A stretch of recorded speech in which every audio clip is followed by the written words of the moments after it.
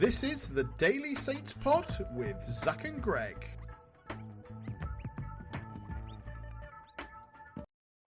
Hello and welcome back to the Daily Saints Pod. My name is Greg, and as always today joined by my good friend and wonderful co-host, Zach. How are you doing, mate?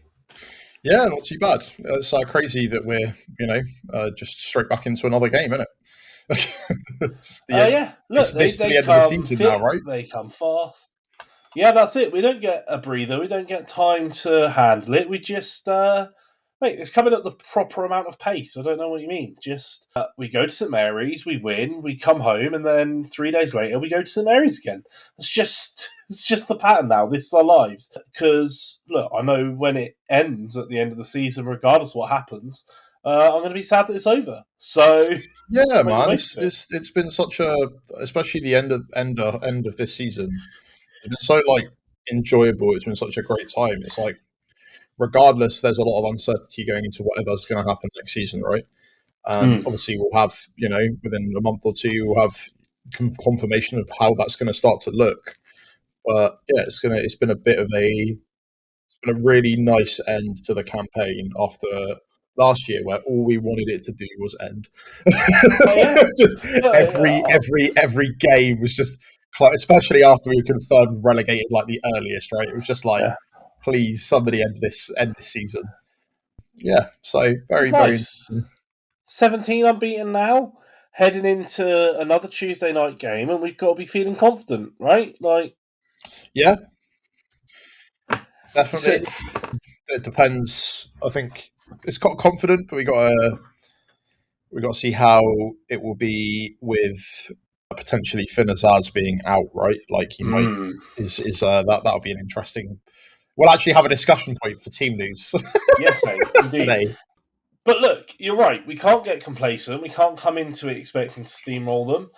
Blackburn. We lost to them last time, mate. We did lose to them last time, and they're only 4 points above the relegation zone as it stands. They're still potentially at risk of being dragged down into it. So it's not like they're on the beach and playing for nothing. Obviously, it's come out this morning on day of recording that potentially West Brom might be facing a points deduction, which would kind of throw chaos into the mix a little bit in regards to that relegation. But until that's deal done, dot signed, Blackburn are going to want this and want to take something from this. Not going to be making it easy for us. And even with that, the baffling thing is that the teams that will remain in the drop zone will be Sheffield Wednesday and Leicester. Yeah. But we don't know how big that's going to be. We don't know if that's properly coming yet. It's starting to be reported. I'm seeing it knocking around more and more. So it seems more believable than when you initially see it from some sort of random verified quote unquote source on Twitter, right? It seems to be far more important and far more. Look, with these things, there tends to not be smoke without fire. Yeah, to be fair. But look, whether it gets resolved in time for the end of the season or not, who knows? But you can't, as a player, that's not the sort of thing you're thinking about coming into a game, right? They're still going to want to keep their safety in their own hands. So, if they get one more win, they're probably clear enough of the zone to be just about safe. So they'll still be fighting. It's not like they've got nothing left to play for. They're going to come and they're going to give it a game. And because of that, we can't be complacent, right? They got a draw at the weekend against Stoke, which I don't know if you saw or not, mate, but Bazunu's back in goal for Stoke now. So, interested. Really? Did not... No. Is the answer to that question, mate. I did not realise that he played at the weekend. That's crazy. Yeah, he's been back for 3 games, I think. 1 draw, 1 win, 1 loss for Stoke. So that's interesting, mate. Yeah, case Hedon's that maybe we should do another little Loan Watch episode and see. Yeah, good grief! I did not realise that he was back at all. That's awful from us. but I do know that Nathan Redmond is now at Blackburn. That's wild. Yeah, he came on in the 90th minute at the weekend. I think he's been... he's just getting minutes in at the moment. Yeah, because he had that really short spell at Sheffield Wednesday. So it's very... I don't know. It's a very. He seems to be a bit of a journeyman at the moment, just sort of cropping up and appearing at different clubs.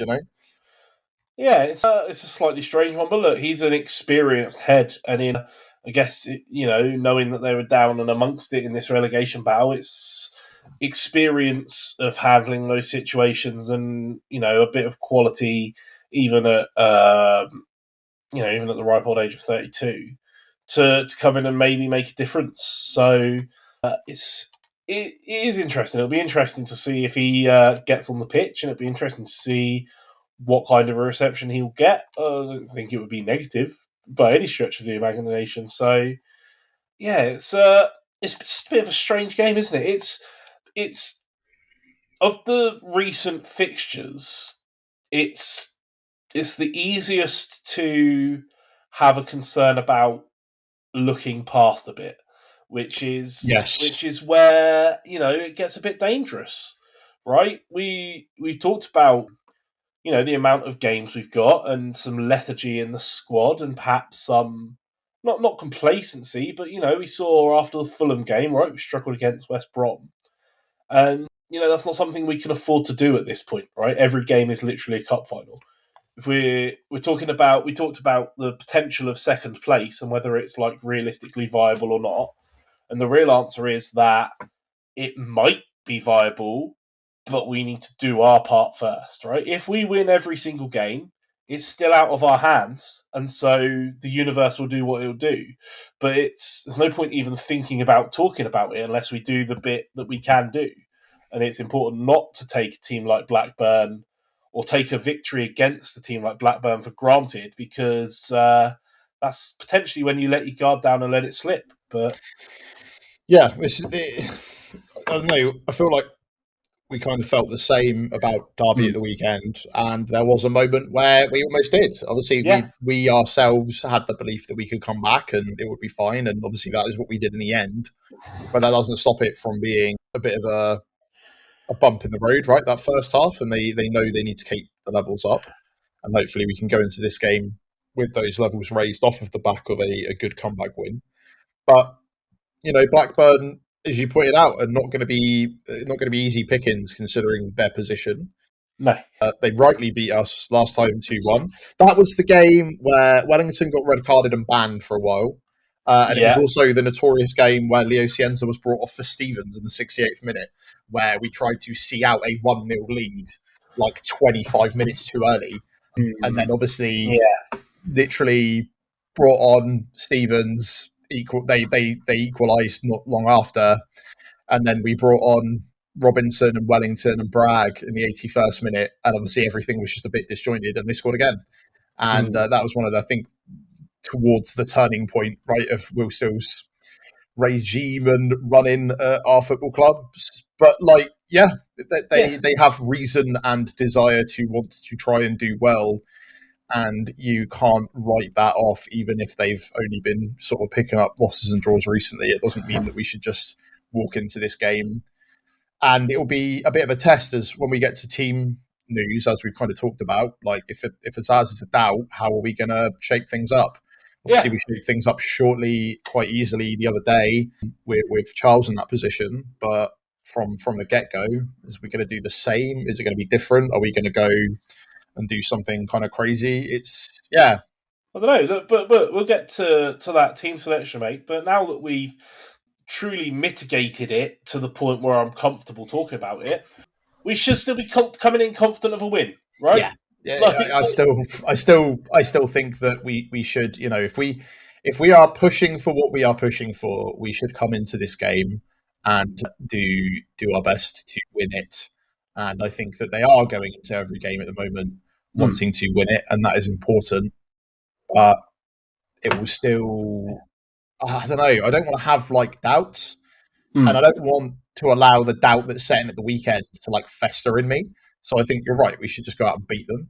Yeah, but it's also, again, it's the staying humble aspect of it, of not wanting to be arrogant and pointing at the table and going, "We should beat them because of this reason."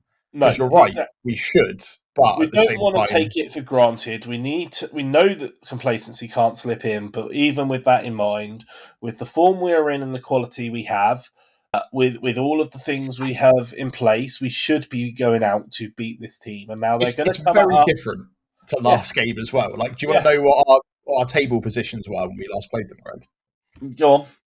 We were in 20th with 12 points, and Blackburn were 21st with 10. That's Admittedly, crazy. during this time, Sheffield United and Norwich were both in the drop zone. Yeah.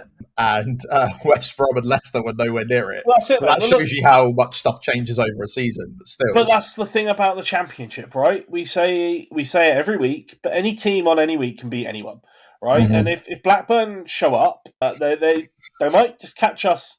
There is a danger they catch us napping, but that doesn't mean I'm not confident we're going to, get it over the line and do it. We've got to be prepared. They're going to come, and it's probably going to be another team that are going to play in a low block. It's going to be another team that are going to come and try and disrupt us and waste time and do all the dark arts and just come and take a point, because actually, in the context of the season, a point from us for them would be an excellent point. And so we have to be prepared for that and not take it lightly, but we still need to go at them and go and do it. And I think we will, to be honest. But let's move on then to the team news that you were talking about, mate. Let's start back to front, as we traditionally do. We don't need to talk about Peretz. He will be in goal, hopefully forever. Long may it continue. We'll say it every week until we put it into the universe enough for it to come into existence. Look, Bree is a place that we don't have a replacement for. Is he just playing all of the minutes now? I guess so. It kind of feels like that's the case, right? Who is Gillette going to come in for him? Probably not. I don't even think he's been on the bench recently. I don't know if he's got an injury or what, but I don't see him not playing unless there is an injury to him. And at the moment, Bree has managed to survive most things. So yeah, even if they clash of heads, he played on the games after without much of an issue. Yeah. He's going to be the name that's on the team sheet, and presumably, if we get to a position where we're comfortable enough to be rotating, he will come off of the pitch for someone who doesn't really play his position because it no longer matters, right? Yes. That will be the way that we try and get minutes back from him, rather than expecting every minute of the game. But he's still got to start because he's such a crucial part to the way we play, and especially the way that we unblock and unlock these low defenses, because the rotation on the flank between him and whoever's in front of him and whoever's in front of them is important. We saw that with him and Fellows and Yander, and the same after in the second half with him and Yander and Matsky linking up and making those darting runs. And I think even Flynn Downs, right, getting himself in a position like on the wing. I mean, at one point, Harwood Bellis was out on the wing trying to unlock that Derby team. So, yeah, it's an important part that he plays in the team. So it'd be important to keep him fit. That's going to be a big challenge coming into this run of games. Yeah. Well, centre backs though, feel like Stevens and Harwood Bellis, unless Stevens is not quite, Harwood Bellis and then Stevens, or probably most likely at this point Wood keeps being brought on as the late substitute or the switching around. Depends. I can't remember if he is in what you described as your Tuesday team. But I think, I think the positions that rotate. Let's be honest. We joke about Saturday, Tuesday, but Stevens is one of the players who has had fitness concerns, so is more likely to rotate than not. So I would potentially expect Wood to either start or come on for more minutes than he did on Saturday. Especially if Stevens has done Tuesday, Saturday. Yeah, I don't know if necessarily he'll go straight in this Tuesday. It'll probably be Wood, I think, is where I'm at. If it is, and I'm fine with that. I think he'll do a perfectly good job. Like I said, I actually think he was unlucky to get dropped for Stevens to come back, but he's the club captain, and Stevens is another one of these players that's really stepped up and become such an important part of this run. So it's not really a surprise. And then Manning on the left, presumably. not just for his dead ball deliveries, but because he's been good. I think if he's fit, he plays now, and it's no disrespect to Wellington, and obviously it's nice. Wellington has that sort of Brazilian element to link up with Cienta. They're quite good pals by the looks of it, so I think it's nice that either option works with the players we'd be putting in front of them. But Manning's just doing that a little bit more right at the moment. Yeah, 100% agreed. I wouldn't be surprised to see Wellington get some starts in this run of games. Yeah, maybe today though, maybe because obviously this would be the one if you'd expect him to start, probably would be maybe this one. But I just don't see Honda wanting to change up the consistency of the team too much at the moment. Yeah. But no, if it ain't broke, don't fix it. But you got we know that Tonda pays attention to the medical teams, so he'll listen to that, and we'll see. Then one of these interesting parts is the midfield, right? So we talked about Saturday, Tuesday teams, positions that you rotate, positions you don't. Flynn Down to me will play every game he's available for because he has been phenomenal the last few games.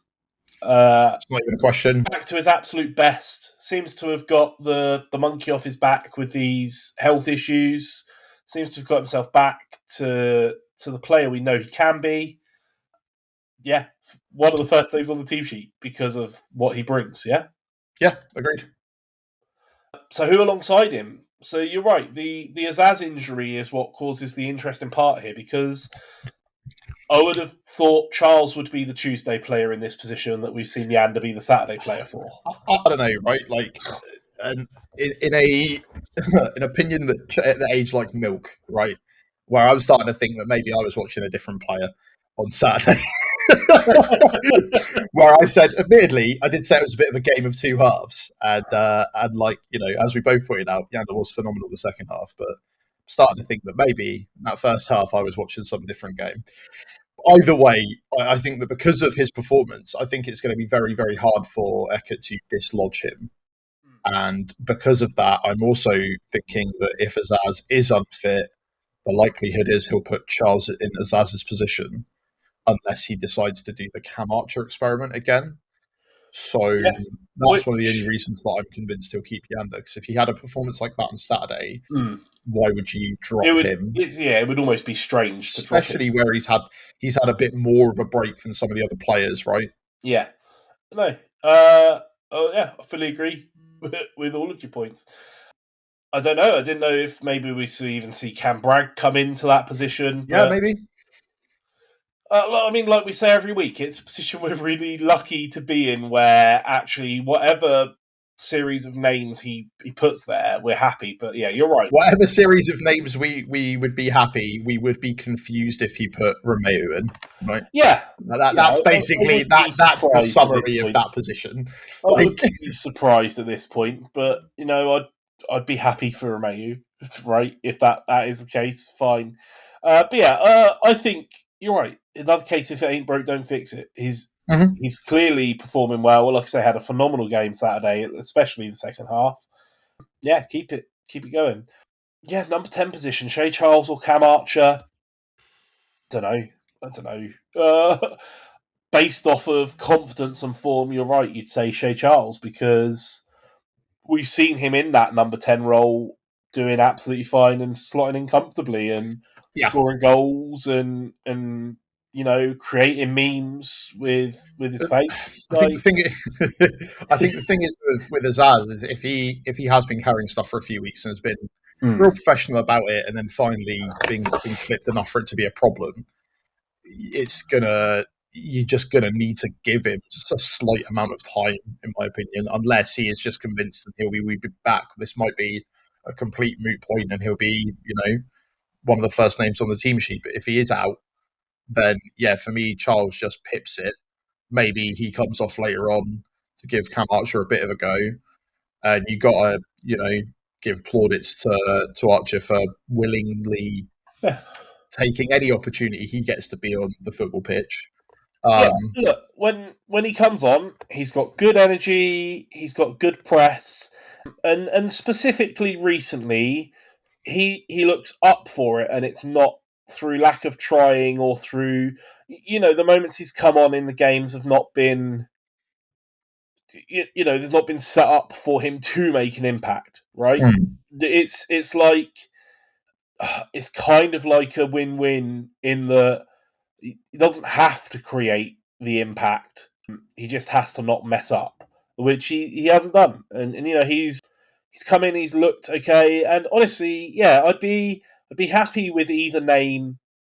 Really, is fine. I think that, look, I've said for the longest time on this show, all of last season, that if you're playing with a big physical striker, he's probably got some, there's a bit about him. I don't know. I'm pretty sure we had that this season, and it didn't end that well. I think we got a very short period of it. But I think if you play Cameron Archer in with Kyle Larin, you've got potential for some sparks of joy there. So maybe we see it, but I think we probably see Shea Charles stepping in for at least the main part. We might see Cam Archer later on in the game, but yeah. Front three then, mate. This is really where the rotation comes into play. So we've seen Ross Stewart and Carl Larin kind of taking it in turns. Do you think we stick with that and have Larin start this game? Yes, in my opinion. Yeah, no, I agree. Yeah, no, I just think that, I think Stewart had an all right game, but I think he struggled with the physicality of Derby, and I think that you might end up having a similar position with Blackburn, who might try and, look at what Derby has done and seen that if you just shove four men in front of Ross, it's not his fault that he can struggle with the hold-up play, whereas Larin has a little bit more pace and physicality to deal with that. So, yeah, it's not any disrespect. I think that also I could 100% see him coming on in the 60th minute and scoring. So, look, we've seen some of the better qualities of both players, Larin and Stewart, in the last week alone, right? With the games we've played and what we've got. And they are both going to play an important part coming forward. But I just think as they're both, even if you would say now they're back to full fitness, they're probably not players you're wanting to risk 90 minutes at a time, is where we're at. And so I think that swapping them in and out, one of them will do 60, one of them will do 30, and then on Saturday they'll swap and the other one will do 60, the other one will do 30. I fully anticipate that is what we will see for the rest of the season, barring something going wrong. Because it just makes sense. And, it works. They both scored last Tuesday, right? So if it ain't broke, they're both going to come on and be a threat. Great. If it isn't broke, don't fix it, regardless of Larin or Stewart, Loch Ness Drogba, the Shawarma King, whoever you play. We're happy with it. It's just a nice position that we're in, mate, that is still a thing that we can say, and it's not a problem, right? It's not like it's still, when you have a look at these old games, like in prep, right? Even as far back as like Derby, you're talking about, Derby, it's the last Blackburn game. You've got like one of the big headlines being the fact that Adam Armstrong failed to score in his fifth attempt, and people kicking off about not having strikers that can score. And currently that isn't the problem with either of them. And it's just really nice. So that's one of the reasons why it doesn't really matter who we play. It's arguably, okay, who can do the best to create more goal-scoring opportunities for those around them, right? So, I'm really glad we're in a nice position like that. It's great. Look, as we always say, or has been saying, particularly recently, it's a wonderful time to be a Saints fan. Yeah, man. Right, out on the right-hand side, I think I prefer Matsky to start over Fellows. Yeah. Be it Saturday, Wednesday rotation, or be it earned, because Matsky at the moment is just bringing a bit more of a polished touch. I don't know, but that's the way I think it's going for this game. Your curse on Fellows just isn't the one. So because of that, like, you just seemed a bit disheartened after that first half last game. And, I think that him and Larin being brought on added that little bit more, as we said, like physical edge. And a couple of times when people were screaming to have a pop, I reckon Matsky probably would have done it. Yeah. And to be honest, he's done it a couple of times this season and they've ended up in the back of the net. Yeah. and that might be the thing that currently just edges him out over Fellows, Yeah. or edges Fellows out over him because of that reason. But also, it could just be as simply as rotation, because that seems to be the way that things are going. I don't like the fact that we've established a Tuesday, Friday, Tuesday, Saturday hierarchy and team, especially after I spent 20 minutes basically rejecting the idea. But you're not wrong either. So I don't know if it's going to stick with this Tuesday, Saturday rotation thing, but either way, I think Matchday gets in on merit, even if not on rotation. Agreed. Like I say, slightly different profiles of players in that position, where Fellows is, I think, a much better dribbler of the ball and taking on the players. Matchday just seems to be a little bit more dynamic in that position in the way he links up and just isn't scared to hit the ball. And be it by luck or by judgment, has found the back of the net multiple times with it. So good. Yeah, it makes sense for me for him to start. And on the left, I mean, it's an interesting debate. I mean, if Leo doesn't start, it will be down to rotation. But Sammy, I think, was very good for the first 50 minutes of the Wrexham game. Then sort of presumably tired because of at that point. But yeah. I think maybe if you're going to rotate, this is probably the game you do it. So we maybe see Sammy start. Yeah, I wouldn't really be surprised. I wouldn't be surprised if we see both him and Cienza at some point, but it seems like the game that he's more likely to start in, if I'm totally honest. Yeah. No, I agree. But again, another one of those ones where kind of happy either way. So yeah. What time? What dream? Great position to be in, right? Indeed. All right, mate. As you know, I like to delve into the historic stats. So not a lot of historic fixtures to go on in the data set I'm looking at. In fact, as few as 3. Obviously, the 2 games in the last championship season where we won 4-0 and then were held to a 0-0 draw at Blackburn. And then, of course, the loss this season, which let's not ponder on too much. But look, the analysis on the form and on the historic fixtures comes out as the likely result being a Southampton win. The home edge plus the home XG supports a narrow victory, either 1-0 or 2-1. Does say the most probable outcome will probably be under 2.5 goals. So that is different to normal, mate. It's switched. It still said 2-1. Get out of there. It still can't ever predict anything more exciting. Yeah, I would love it. I think it's because if you look at if you plotted, let's get boring and statistical on it, mate. If you plotted every football result of all time on graphs and looked at it as a bell curve, you've got to think that 2-1 either way is right at the peak of that curve. Probably just like the most likely outcome, the most prevalent result, right? That's probably for sure. But if you're going to predict it every single game, it's insane. Like if you look at all of the games we've had that are 2-1. Hang on a minute, we won 2-1 at the weekend and last weekend. Like we won 5-1 in the between, which you also said we'd beat them 2-1. So that's a 66% success rate. I don't know what you mean. How are you feeling? What do you think is going to happen?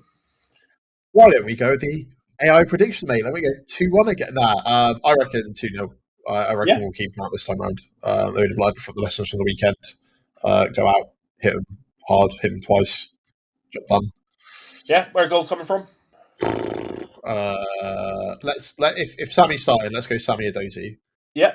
And let's be really bold and say at some point Archer comes on and Archer gets a goal, because that would be really good for the atmosphere of St Mary's. That would be really good for him. It'd be really good for the team.